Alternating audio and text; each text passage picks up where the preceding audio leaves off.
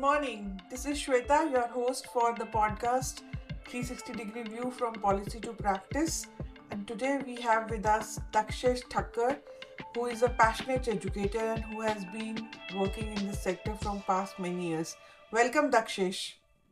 Thank you so much, Shweta. Thank you for having me here, and best wishes for the series ahead. So, Dakshesh, tell us, a viewer, before we start our podcast, just give us a brief background about your work in the education sector and then we'll go from there. Right. So I used to be, firstly, a Teach for India fellow from 2017 to 2019. I used to teach high school math in a low-income private school in Dharavi, in Mumbai, which everybody knows used to be called as Asia's largest slum. I don't like that title being given to the community, but it's what development literature used to use. After that, I used to work in one of India's leading development sector consulting firms, Satwa Consulting, serving a couple of clients in education, or philanthropic foundation, vocational education, and an education nonprofit as well. After moving to the United States in 2021, I used to also work for a center in Columbia University, which focuses on public education, where I was serving one of the largest public school systems in the United States on literacy policy as well as digital learning as well, which was pretty big during COVID. I also had a brief stint as a research assistant at the Center on Universal Education at the Brookings Institution, working with senior fellow Rebecca Winthrop on a book of hers, which recently was released, if I'm not wrong.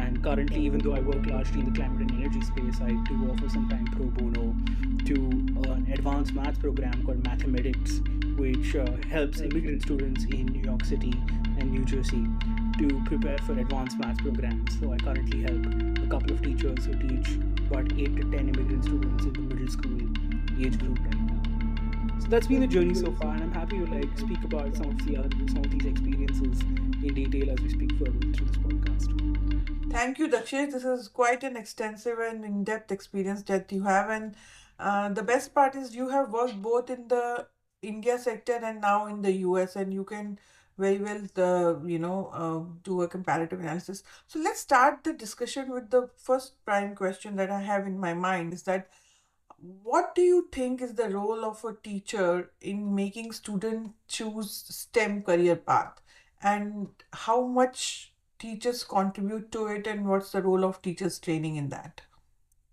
I think most importantly, in whether it's in India or the United States, the role of a teacher depends on just like being able to coach the student on developing the right mindsets, developing discipline, and being able to understand a certain new area of knowledge.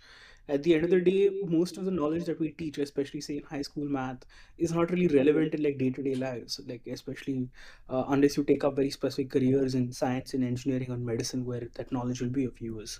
But the larger role that we play is just being a coach and offering access and exposure to students. Like for example, when I used to teach my students, and every day in my lesson plan I used to have a quotation of like say from something in war or something in medicine or something in math and science, which was there to basically motivate my students to give the best shot to prepare for the public examination and just plan their career ahead. So I used to like debrief that with them and talk to them about what kind of mindsets they need to develop, not just for that particular class, but like for things ahead in life. And nowadays, when I speak with some of them, whenever I go back, they tell me that this is what has helped them, or at least some of them who are investing in education still remember all of those moments when I spoke about what they need to do. The other thing, as I mentioned, is access and exposure, which is what we used to call in Teach for India, like ensuring that we provide them in view to the outer world. And this is again coming from an experience of teaching in low income communities where students don't have the best of resources, where their family members have probably not worked in services or manufacturing jobs before. And our job then becomes to like expose them to the outer world and tell them that these are the careers out there. And even today, whenever I go back to India, I meet some of the students now. They're like college students, or like some of them have graduated from college and are now in the workforce. My role is to keep exposing them to more ideas and pushing them to think about what skills they need to develop. I'm not going to be able to teach them advanced maths, and I'm not like supposed to do that either, right? They're able to learn themselves. But my job is to keep exposing them to new ideas and push them to develop the discipline to pursue a specific pathway. That's what I see the role of a teacher as, especially when you're dealing with kids who are, say, from 13 to 18. And I think teacher training, as you may asked for specifically, should focus on how do you coach a teacher to become a good coach as well. That's a lot of what our coaching at Teach for India used to be back then in the program team. Of course, we also coached on the content areas because we wanted to prepare students toward the public examination and help them get good results, because that was important in the journey of the student.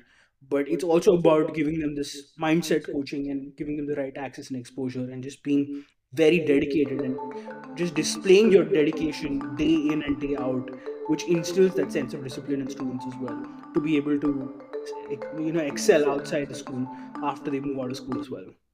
Thank you, Dakshish. Especially the point that you mentioned about coaching the teacher to be a good coach. I think that's the key when it comes to becoming a good teacher, and how do you then motivate the students in STEM. So, when you talk about training the teacher to be a good coach, what are some of the qualities that comes to your mind that you think that a teacher should possess to be called a good coach? I think the first thing that a teacher needs to do is possess a like growth mindset or a learning mindset, which is what we were coached on as well. That you have to be able to learn how to learn. Like, so first you have to teach yourself the content area. Then you have to think about how do you communicate this to a student, and then the deeper layers, how do you communicate it to every student, and especially say in English and mathematics, where you'll have different learning levels in a classroom. You have to be able to communicate it to a mixed classroom, where there may be a student who has, say, grade 3 level, but is still studying in a grade 9 classroom. And this is a problem that I've seen is common in the global south based on my reading and discussion with people from other countries as well. So you need to be able to contextualize it and like be able to communicate it to different students. This is the teacher training on the more technical side of things. Then comes the how do you really embody discipline? How do you really show yourself as a teacher, as a role model in class day in and day out, right? So you need to be able to like coach a teacher to be safe, most fundamentally be on time every single day for their class. And once students realize that, then they end up taking you seriously, because they see that this particular person is there for you every single day, and they are doing what they're saying. Then after that goes into like just being able to coach yourself into preparing each day for your class, right? That you need to be able to and this worked well for me, that I used to go in extremely well prepared for a class every single day. And the students saw that. They saw that this person was really dedicated and that he was putting his best shot out there. And as a result of that, they got more invested in the subject matter, even though they weren't really that great at mathematics before that. So just you need to inculcate that sense in a teacher that you have to put your best foot forward every single day. And there will be days, most days, where your plans won't work, and there'll be something or the other in your classroom which won't work out as per plan. But you need to be able to go back the next day and start afresh and be able to give it like a good fresh shot every single day. And once you do that, you'll probably start seeing more wins. It's kind of like giving a cricketing analogy, that like if a fast bowler is hit for like a six, you go back once again to the top of your run up, and then you keep coming back and bowl again, and hope that the next ball is going to get the batsman out. So you need to develop that mindset that you need to give your best, like day after day, or like as the bowler does, like ball after ball. And that needs to be coached into a teacher, especially when you are, as I said again, teaching, dealing with high school students, where your role should be more of a coach and more of like a mentor to understand the world, rather than one of like how do you really just like communicate the matter itself. Yeah, so you basically talked about two big building blocks. One is the technical, which is Yeah. the content aspect of a subject, and then the second is more soft skills, like the behavioral Right. part of it. Like, how do you inculcate these good values Hmm. in a teachers, which are then imbibed by the students? So, talk to me about your experience in when you were in Teach for India. Like, I believe those were the private schools or the public schools. Where were you placed? So Teach for India mostly serves in government schools and to some extent in low-income private schools as well, because India and many of the other countries in the global south have affordable private schools. So the school I taught in was an affordable private school in a low-income community. The fee was about, I distinctly remember, 8,450 rupees INR at that point of time, which was roughly $100 per year, which was also a significant amount of money back then. So it used to roughly work out to a little bit more than 500 rupees per month per student at that point of time. And this is the fee in grade 9 and 10. So, based on your experience, what do you think where our efforts should be focused on? And I'm asking you this question because we are in the process of designing a fellowship for global exchange for the teachers from government schools of India who are STEM educators. Like, which are the areas in the technical skills should we focus, or first we should focus more on their value based education, like more of a professionalism side?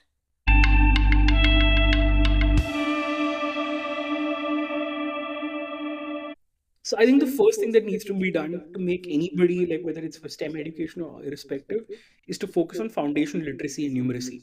One of the reasons I was able to teach well in my classroom is because my students were coached well in English by the teachers who taught them, by the Teach for India fellows who taught them from grade 3 to 8 as well. Because they had good English teachers, the kids knew English well, and as a result, I was able to leverage that to be able to, to deconstruct complex maths ideas. So even if the focus is on STEM education, without foundation literacy and numeracy, things are not going to fly. So how do you really coach teachers well who are teaching students in classrooms from K to 2 to 3? How do you really equip them to be able to deconstruct basic reading, basic knowledge recall, and how to read sentences and frame sentences, those basic writing skills as well. But reading comprehension and numeracy, the basic mathematical operations, those are the most important. Uh, any country whose like public education system looks to like develop, uh, wants like basically lead to economic development, we need students who have that foundation literacy. From my experience, the students who were best at like spoken English or who were able to communicate well in English are the ones who are doing well in their careers right now. Like they completed a college education and they have jobs in which they're getting like formal salaries and with benefits and stuff like that, which their previous generations were not able to. This again comes from literacy, which comes in literacy education, especially in English. So I would urge you to focus on that to quite a large extent. The second focus then should be on access and exposure because it's a VUCA world, right? It's volatile, it's uncertain, there's complex, there's a lot of uncertainty around. And the students have just so much of information available to them at hand right now with the internet. And as internet becomes cheaper and smartphones become more, will penetrate further in India and the rest of the global south, students will have more questions about what they can really do. And then teachers need to be able to play that role, or like something like a teacher aide in terms of like a counselor or a social worker needs to be brought in to be able to debrief with them about what really they can do in like STEM careers. And STEM careers doesn't necessarily mean that you tell them that you get into engineering or like give a medical entrance exam, which is typically what happens in some of these career counseling sessions in India, right? It's also about telling them what are some of the other backup options and what are the advantages and what are the disadvantages of following a certain trajectory, and like telling them that this is what you need to do today to be able to reach there. And also, more importantly, in the Indian context, telling them that it's okay if you can't achieve some of those goals. Because in India, at least back 10, 20 years back, everybody would tell you that, oh, you need to go to IIT or you want to go to AIMS or like one of the top medical colleges. But everybody who goes to other colleges as well also has a shot at being able to build a good career. And debriefing that and telling them, reinforcing this is extremely important so that students don't get that pressure in their heads these days. These days. Very interesting. You brought out a very interesting point about the ability to have a good grasp over language, because inadvertently when we learn about science and mathematics, the comprehensions are complex and you need a certain amount of English comprehension in that. But there is a very interesting argument which is going on in the global south and in the global realm, especially in the think tank space, which says about decolonization of education space. And by decolonization, their emphasis is on multilingual education, where they are saying you need to, the concept that the student has to have a very good English is a very colonial concept. And in states like, I'm talking about states like Uttar Pradesh and Bihar, which are predominantly Hindi speaking states, and the English of students is, and even the legacy that they have, the legacy of slavery from the past, their English is not that good. So, what are your prompters, or where are the areas where you think that, or are there any innovative approaches that you have come across where students who are historically not at advantage of having good English, as opposed to in those states of India which are near the sea and where English speaking is relatively better because of, Anglo-Indian influence. What are the different approaches that you see where their mother tongue instruction can be strengthened? Plus, of course, English is a global language. You have to eventually learn English. There's no doubt about it. But how can we do the multilingual education and also emphasize on decolonization? So, like personally, I won't be able to answer in terms of approaches because it's something like a language instructor or probably somebody who's taught social studies, where like language is a very important component, will be able to answer better, right? As a maths teacher, my role is to be able to. A large part of my teaching was in English itself, about 80% of it, and I did use Hindi at times to, or maybe a little bit of Marathi as well, to deconstruct certain information to students who were not like able to grasp material really well in English itself. I am all in favor of multi-language learning, and we need people to learn at least two, if not three, languages in India. In the southern states, or like even in Maharashtra, people learn three languages, right? Of course, there are certain disadvantages with learning multiple languages. It takes so much of energy, and that takes away from learning newer content areas, especially in social sciences or like the STEM sciences or math itself. That's a debate on which I will not be able to comment on. I am just in favor of multi-language instruction, multi-language learning, especially up to say the grade 10 level itself. I wish I was more in touch with Hindi and Marathi, or at least being able to like write in those languages at this age. And I'm going to try and coach myself into like reversing that, or like developing those skills again at a later stage for sure. But that said, like this is a discussion I had recently with somebody else when I was in Mumbai, and we were talking about jobs and like what helps students, right? Like, so if you think about it, like a large part of our aspiration of coaching students is for them to be able to find employment or to become job creators. Now, for that, they need to be able to integrate largely in the manufacturing and services economy, right? And in India, unfortunately, unlike in Europe, almost entirely the economy runs on English. And only once a student is like skilled at English, or like the soft skills That's that true. gently are communicated in English, those doors of socioeconomic mobility open for them. Unless they are so skilled, where they're whether they are Hindi as a first language speaker or Marathi as a first language speaker, then their skill takes them ahead in life. For example, hypothetically, there is a person who's really good at coding in Python or some other language, for which also they'll need to learn English, but their communication is entirely in Hindi or Marathi, or for that matter, any other language. In that case, maybe this person will be able to like unlock opportunities and get a job. But even then, to be able to really maximize their potential, the person needs to learn English. As a result, we need really solid instruction for English, if not as a first language, at least as a second language. Where the rigor level brings you to the level where you are at least able to like read, speak well, and write decently well. You don't have to be Shashi Tharoor or like Ram Gua or Shakespeare, but at least that basic level of like office communication needs to be there so that you survive and we are able to like thrive in a work environment. So we need that level of instruction. I'm all for decolonization. I'm all for like, supporting Hindi literature, Marathi literature, and there's a lot of depth there. One of the best books I read in 2024 was a translation of a Tamil novel as well. There's a lot of depth there, and that needs to be communicated. But English language instruction is important. Kids need to be skilled on it so that they can get jobs and become employable. And as we all know, that that's a large problem that India is facing these days, is how do you really coach this bulging and growing workforce, which is our demographic dividend as we speak of, right? Like, unless they are skilled and unless they are able to access the economy, it'll be difficult. Otherwise, they'll just continue in informal jobs as well. And that's my observation. Those who, even who are not that good at English, who still probably went to like high school, did 12th standard or did college, they ended up in informal jobs or like small family businesses again after that.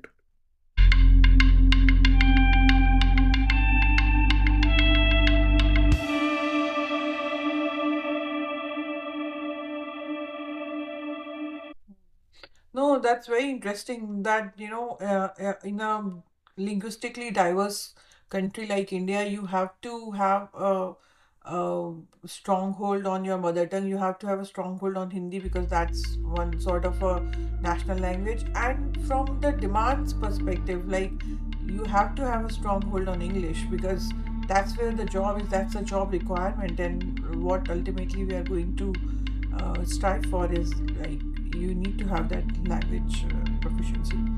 That's very Exactly. interesting. Now, So, unless we reach a situation where office communication shifts to Hindi or Marathi or yeah, other state languages, then of course there's a premium on learning those languages. But yeah, till then, bringing about that systemic shift is going to be really hard. it's really And a hard lot of and global it's companies look at India because they see an English language speaking population. right. And I think the what happens in Europe that they have so many resources for European languages and every website is in their specific European language. Every document, policy document is available there. To go to that point, there will be a hell lot of stakeholders that will be required to work and have the same agenda, that let's take pride in our national languages and do it. It's not just a matter of teachers who are teaching STEM and you know science and mathematics.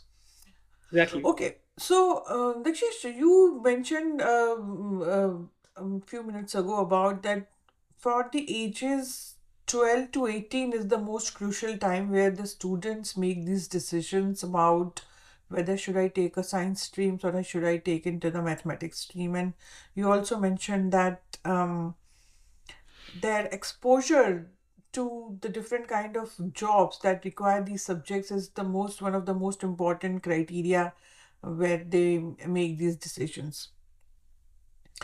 So, what do you think are what's the role of technology? Because now the technology has brought everything closer. Now technology has made everything remote, and like what's happening in Mumbai can be telecasted to somebody who is in Lucknow or in Muzaffarpur or Meerut, and like these 2 and 3 tier towns. So, what do you see? What are the emerging trends in those areas? Okay, so this is actually a problem I've really thought of a lot in terms of like what we call as career counseling in India. I had very briefly worked on this for an Indian tech firm as well. I forgot mentioning. But there are three major areas I can see technology can play in helping students identify their careers, right? Which is one, which is simply what the internet does is to offer resources, to provide knowledge to students that this is out there. And if there is a resource which like gives students at the age of like say 13 to 18 all the possible pathways that they can like explore and like give them like some information on it, that's one way of doing it, right? Like, so I remember there used to be a website called stupidsit.com when I was in college, which now is called this app called Yocket, which became famous for like providing information to students about branches of engineering, about different colleges, about what are the pathways in the long run. And it used to be just simple content, which was readable for any student who wasn't like that well read in English as well. That's one way of looking at it. The second way is the more there's the more technical area of this is called assessments, which is to do psychometric assessments or just seeing what's best fit for you, trying to assess what your interests are, what your mindsets are, and then recommend, or even your capabilities, and then recommend that hey, this is what you are good at, this is what you're interested in, and possibly this is also where there is a demand. You should explore career 1, 2, 3, 4, and like coming up with a report of this. And there are lots of assessments out there, and I think pretty much all the major psychology departments in India at least have some sort of person working on this. So like they have people thinking about this and how do you tell people what they're good to do when they are trying to answer this question for their lives at that stage. The third thing is, which is something like say simply what LinkedIn does, which is connecting people. Like if this is, and which is what Americans do really well, that even high school kids, and I see slowly Indian high school kids, especially in the uppermost private schools, the IB and IGCSE and ISC ones, they connect with people and they reach out to them and say, hey, I'm interested in working in climate and sustainability. Can you tell me what your work is? What's the good part? What's the bad part? And why do you think I should pursue this? Or just reach out and have these conversations, right? And I think that's really important because then you should understand from a working person's perspective what works well and what doesn't. In the United States, especially in graduate schools, we are told to have these coffee chats when we come in, and we're told to like converse and engage with people as much as you can, learn about their work, and build like an informed decision so that you just don't end up in a job uh, just for the sake of it. Now, that's something that needs to be inculcated in students, especially in colleges in India as well, and possibly even in high schools. And this is not just for the top schools, but even in your government schools and your low income private schools. Of course, they might not have the network access to it, which is where something like an intervention where a non-profit or even a for-profit organization can solve this by building a solution. Again, some very similar to LinkedIn, just connecting people and offer that mentorship and advice to people who so that they can take a call on where they can go ahead. So basically, we need a LinkedIn for high school students of India who are in the sort of in the middle school to high school transition period, so that they can have that real life communication with people who are in these sectors and industries and have first-hand experiences. Not even a new tool, just coach students on how to use LinkedIn well. Like nowadays, whenever I go back to India or even remotely, many of my students who reach out to me who are now in the workforce, I tell them to make a LinkedIn profile, put up like a professional description or display picture which looks professional, write about your interest, and then just make a good online presence, especially on LinkedIn. It'll help them.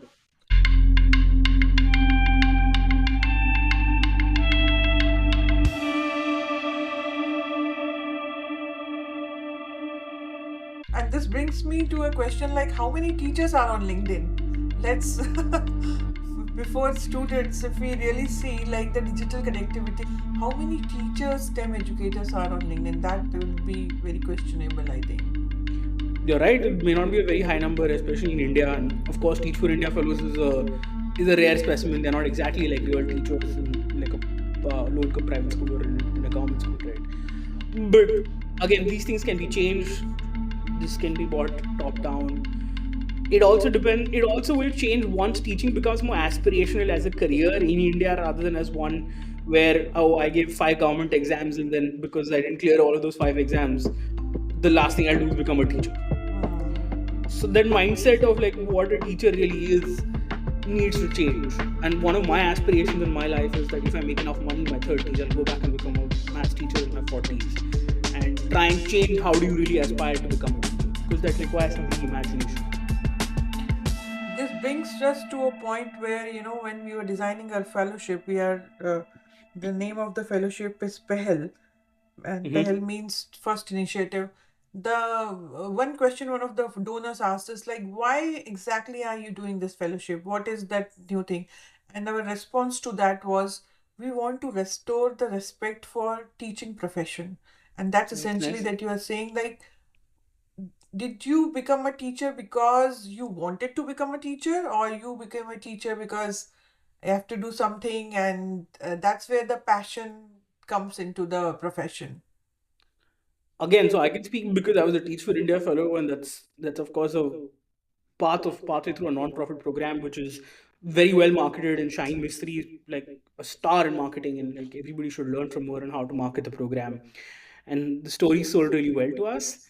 So many of us aspire to become Teach for India fellows, but I became a Teach for India fellow because I wanted to teach, because I thought that inequality was a large problem in Mumbai. Born and brought up in Mumbai and seen inequality day in and day out while growing up, and I had a problem with that, and I thought I should do something to solve it. And then I had certain experiences in college which kind of pushed me to consider this pathway as well. And as a result, I ended up applying for the Teach for India fellowship and then served for 2 years, right? But not everybody thinks like that.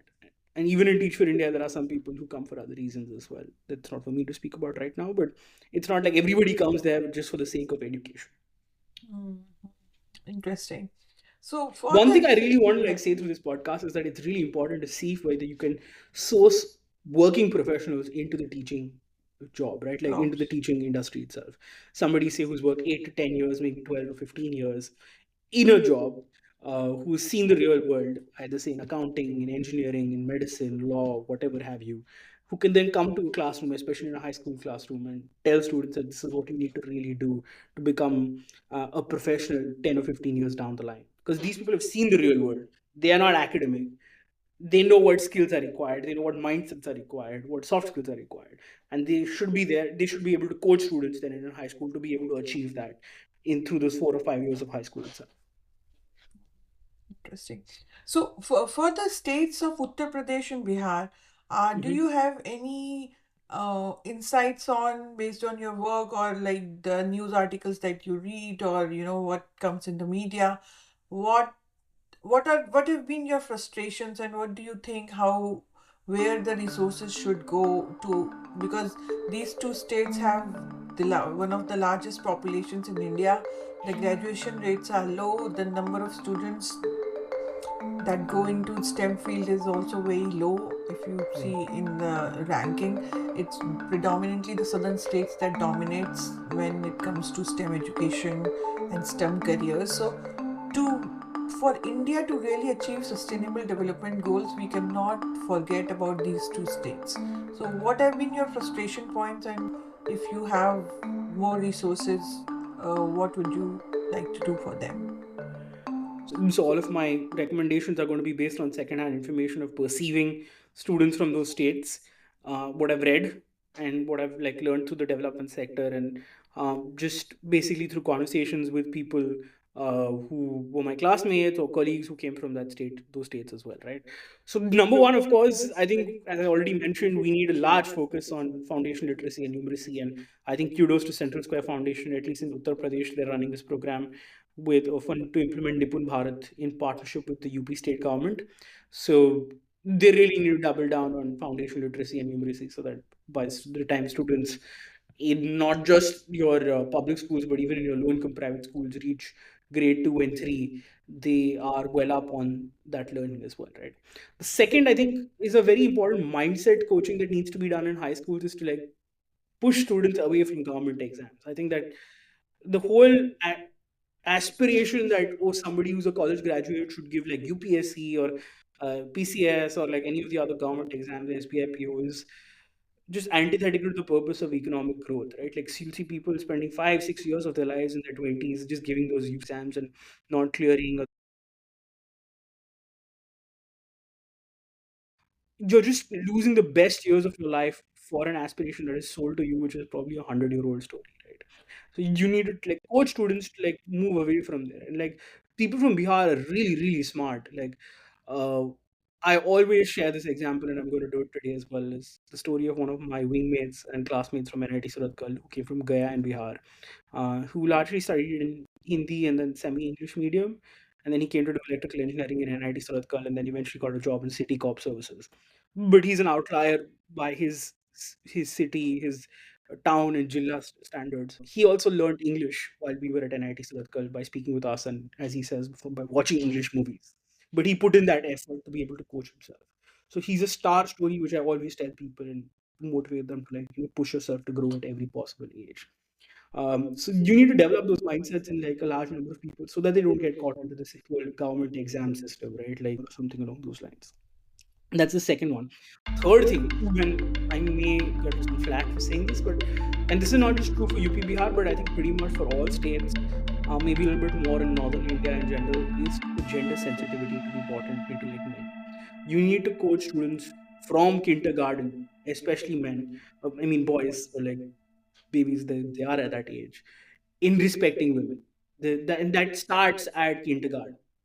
You can't expect like a grade 10 student who's seen 15, 16 years of life to suddenly start respecting.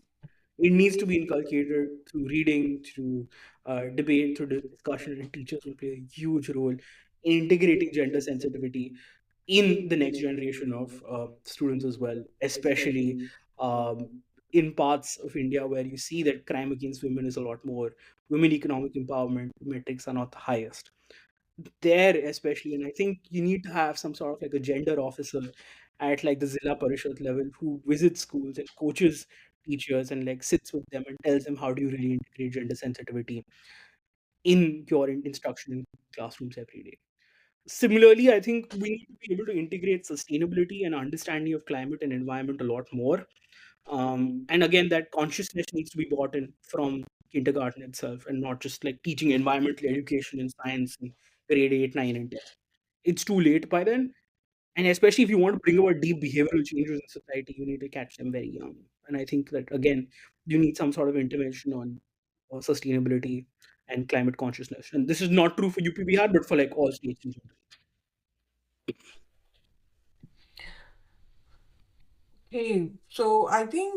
This topic around gender sensitivity is directly related to having more women teachers who are STEM educators in these two states.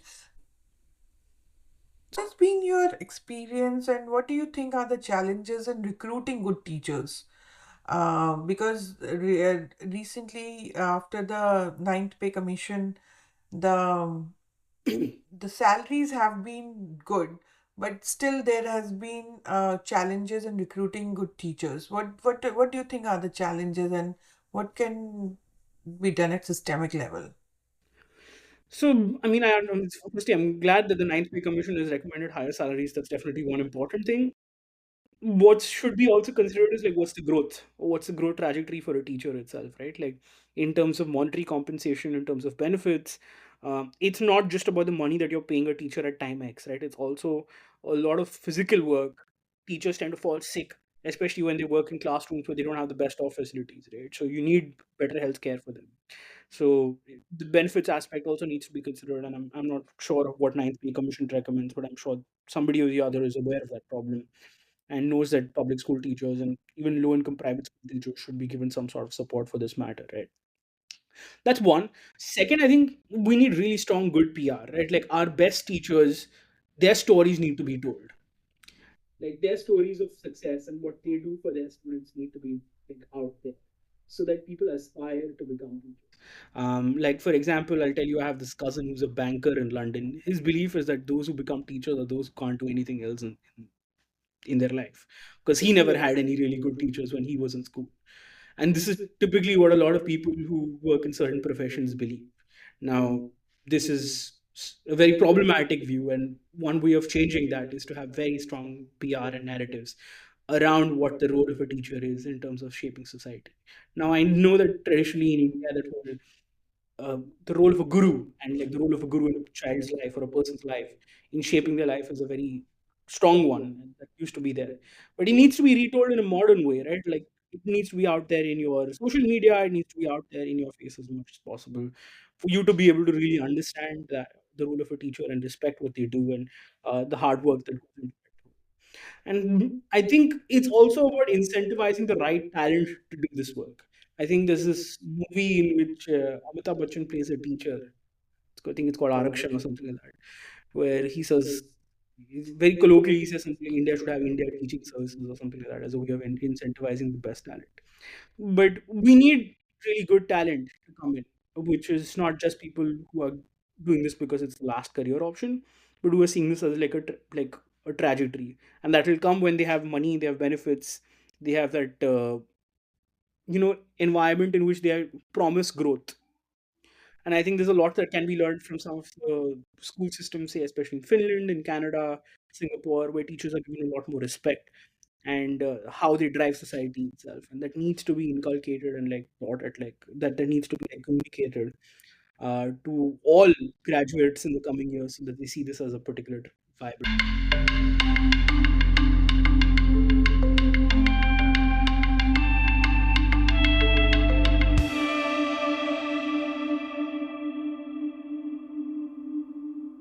trajectory. One last question for you. If there is one thing that you need to change in the national education policy, what that be? Oh, there's a lot of things, but I'm not really while since I've read the document, but I would really double down on climate consciousness and gender sensitivity. How do you really integrate that in your students' work? Right. Somewhere I remember reading that some critiques that India has a software problem of people rather than a hardware problem of infrastructure or something along those lines. And that we really need to change that in people. And the best way of doing this is through like integrating it in education. So irrespective of all the advanced math and STEM and ed tech and all of those things, of course we need foundation literacy, but ensuring that we put out good people who are socially inclusive, who want to contribute to society and become productive citizens, and who are aware of their biases, emotionally intelligent people. We should be able to. We really need to integrate these important aspects of life in our education from childhood itself. Gender sensitivity, climate consciousness, just being inclusive and not differentiating against people based on caste or religion and whatever other axes or metrics or their sexuality itself. Um, these are really important things. Some of the teachers who used to teach in my school who were not Teach for India fellows harbored a lot of these biases, and I had to debate with them and try and tell them that we can't be so biased. We're teachers, and we have to treat each student with merit. Of course, not all students are going to be great, and some of them, of course, require a certain amount of uh, strong treatment or like tough love to be able to get the best out of them or just coach them into being who they are when they're just meeting the basic requirements. But as teachers, we should not really harbor a lot of biases. And one question is for our internal reflection. You have worked with Brookings. So, what has been your experience working with Rebecca? Because She is a well-known figure in this sector, and she is just amazing. How has been your experience? What projects did you work on? And what is that Indian think tanks should take up in the education space? Because Brookings being a foreign think tank doing great work, but how, if we have to bring it to Indian think tank, what it should be? So I'll answer two parts, which is one what I did at Brookings, and it was I actually only worked with them for 3 months as a research assistant. 90% of my work for Rebecca was to assist her on the book that she was then writing, which very recently got published. I think it's called The Disengaged Teen, and it was using some of my training in quantitative analysis and statistics at Columbia University to be able to interpret a few research papers and academic literature for her and to like offer condensed insights, and then transcribing a lot of interviews and offering insights from those in written material for her book itself. Basic Excel work that they wanted for like some sort of a dashboard was the other major area of work for me. But it was largely assisting Rebecca in her book writing itself, right? I honestly think that, I mean, I have some very strong views about think tanks now, especially in the education space, is that they need to develop partnerships with implementation organizations like, say, Pratham, Teach for India, Akanksha Foundation, which I have the deepest respect for, IT schools, and other such networks, and learn from what challenges they are facing. Like, speak to teachers in the front line in Akanksha and I Teach and other such organizations. See what challenges they are facing and develop their research and advocacy and analysis behind what the problems such teachers face. And similarly, even in vocational education as well, like what some of the trainers in vocational education schools are facing, ITIs are facing, and advocate for that change as well. So stay connected with the first mile who deals with students, who deals with parents, who understands what the aspirations of society are. Try and understand why those aspirations are there, what are the challenges which are constraining the achievement of those aspirations, and then as a result, understanding what the government can do or what even civil society and the private sector can do through their channels as well to be able to overcoming these constraints. That's how I would reverse problem solve it.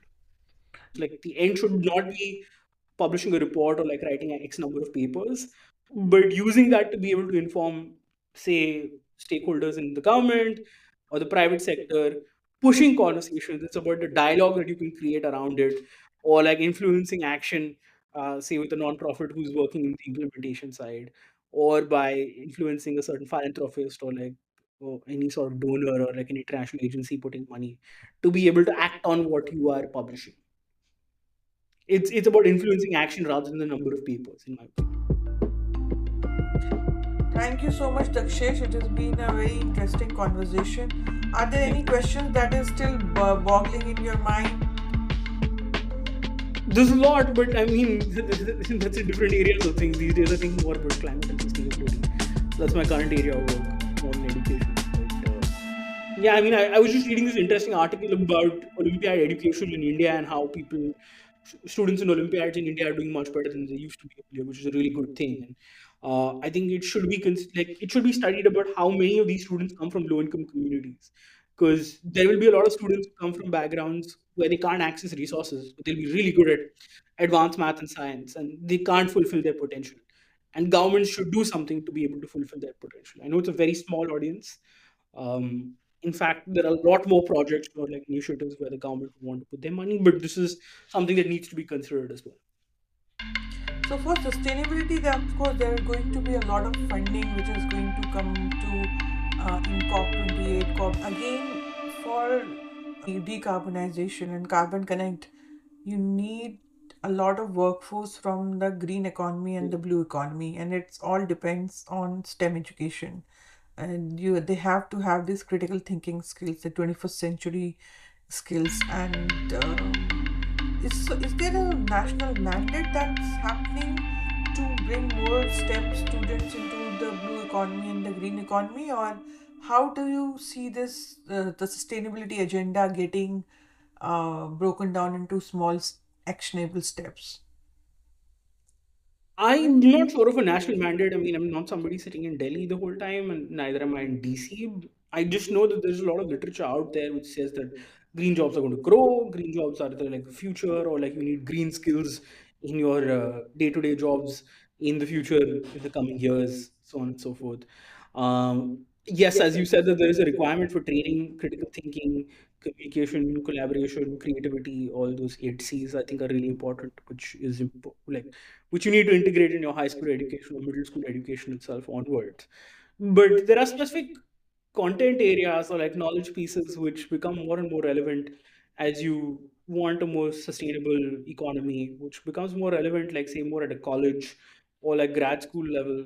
We're talking about greenhouse gas emission accounting, life cycle analysis, sustainability reporting and accounting, and that kind of sustainability reporting and understanding disclosures and standards that are out there.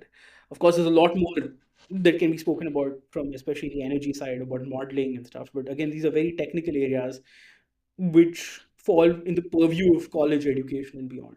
But that said, I mean, I think there's a really important need to have like a content area on sustainability and climate itself in either as an independent area of study in high schools or at least a part of science education itself, or social sciences in general.